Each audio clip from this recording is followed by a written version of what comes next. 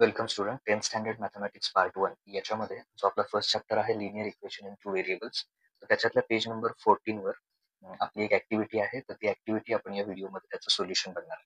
तर ती ऍक्टिव्हिटी काय बघा to solve the simultaneous equation by determinant method fill in the blanks. Okay, हे जे बॉक्स आहेत ते कम्प्लीट करायचे.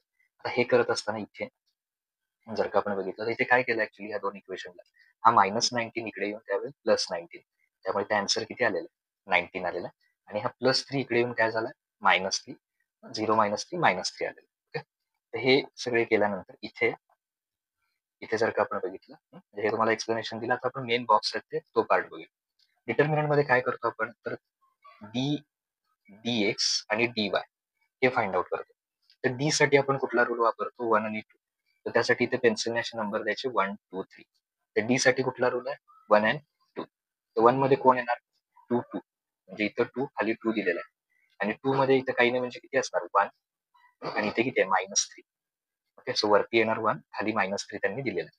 मग क्रॉस मल्टिप्लिकेशन करताना 2 मल्टिप्लाय -3 त्यातलं -3 दिलेलं आहे म्हणजे इथे किती असणार आहे 2 असणार आहे. ओके, त्यानंतर इकडे 2 मल्टिप्लाय इकडचं किती येणार 1 येणार इथे.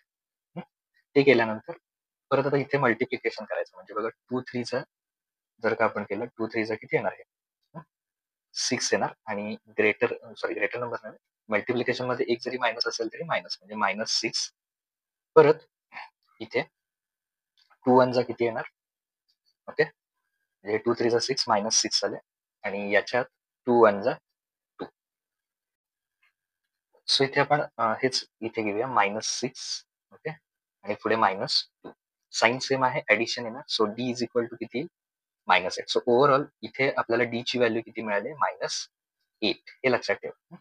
आता इथे dx साठी रूल किती आहे 32. 32 मध्ये पहिल्यांदा 3 येणार म्हणजे कोण कोण येणार त्याच्यात 19 आणि -3 त्यातला 19 आहे इथे कुठला येणार -3 येणार आणि 2 मध्ये 32 मधला 2 आहे तर 2 मध्ये कोण येणार इथे 1 आहे. ओके, 1 आणि हा -3 तर -3 इथे आहे वरती 1. आता क्रॉस मल्टिप्लिकेशन करूया. क्रॉस मल्टिप्लिकेशन केल्यानंतर याच्यात जर बघितलं आपण 19 मल्टिप्लाय -3 सो 19 मल्टिप्लाय -3 हे फर्स्ट येणार. सेकंड स्टेप मध्ये 1 मल्टिप्लाय -3 ओके 1 मल्टिप्लाय किती येणार -3. आता याच्यात जर आपण बघितलं तर 19 मल्टिप्लाय 3 केलं आपण 19 3 तर ते येणार 57. ओके, आणि एक मायनस असल्यामुळे इथे काय येणार आन्सरला साईन -57 आणि परत इथे 3 1 3 असं येईल ते आणि साईन कुठलं येईल -3. ओके, आता इथे -3 कारण बाहेर हे मायनस साईन आहे म्हणून मी 3 ला साईन मायनस ठेवलं. इथे एक स्टेप ऍड करा म्हणजे -57 हे मायनस मायनस काय होईल +3. ओके, तर 57 मधून जर का आपण किती मायनस केलं 3 मायनस केलं तर ते किती येणार आहे 54 आणि इथलं साईन काय येणार सांगा -54. So dx is equal to किती आला -54. हे तुमचा आन्सर झाला. ओके, त्याच्यानंतर पुढे आपल्याला dy फाइंड आउट करायचं. dy साठी रूल काय लक्षात ठेवायचं 13. ओके 1 3 13. सो 1 मध्ये कोण आहे 2 2 इथं 2 दिलाय वरती 2 लिहायचं आणि 3 मध्ये 19 आणि -3 19 तिथे दिलेलं आहे इथे खाली लिहूया -3. ओके, आता याच्यात पण क्रॉस मल्टिप्लिकेशन करूया. सो काय येईल बघा त्याच्यात 2 मल्टिप्लाय इकडे किती येणार -3 first cross multiplication. Second 19 multiply 2.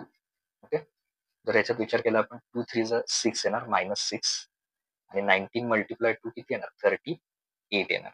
त्याचं इथं साईन मध्ये मायनस आहे दोन्ही मायनस मायनस आहे तर किती लिहिणार आपण हे 44 त्याचं साईन काय येणार मायनस. सो -44. मग आता इथे क्रेमर्स रूल वापरूया आपण. एक्स कसा काढायचा क्रेमर्स रूलने dx अपॉन डी. तर इथे जर बघितलं तर dx किती आलेलं आहे आपल्याला dx ची व्हॅल्यू आहे -54. ओके, आणि डी ची व्हॅल्यू आपण आधी फाइंड आउट केली ती आहे -8. Okay, -54 upon -8. आता काय बघा दोन्ही -54 अपॉन -8 तर दोघांच्या पहिल्यांदा मायनस साईन जाणार कारण मायनस मायनस काय होणार प्लस. परत याला आपण काय करू शकतो याला 2 ने डिवाइड करू शकतो. ओके, समजा मी याला 2 ने डिवाइड केलं 54 ला तर 27 अपॉन ह्याला 2 ने डिवाइड केलं 27 आलं. तसं याला 2 ने डिवाइड केलं किती 8 ला 8 ला जर 2 ने डिवाइड केलं 4 म्हणजे त्याचा आन्सर येणार आहे 27 अपॉन 4. तसं इकडे dy अपॉन डी हा तो फॉर्म्युला. तर dy ची व्हॅल्यू किती आली आहे -44 आणि म्हणजे इथे -44 आहे. ओके, असा नंबर लिहिला आहे. आणि डी ची व्हॅल्यू किती आहे -8. याचं पण सिम्प्लिफिकेशन करूया. -44 अपॉन -8 दोन्ही मायनस असल्यामुळे मायनस मायनस प्लस येणार. आणि समजा आपण दोघांना 4 ने डिवाइड केलं, तर 44 ला जर 4 ने डिवाइड केलं तर 11 येणार आणि इथे 2 म्हणजे हे किती येणार 11 अपॉन 2. हे थोडक्यात इथं आपण लिहू शकतो. Just minute.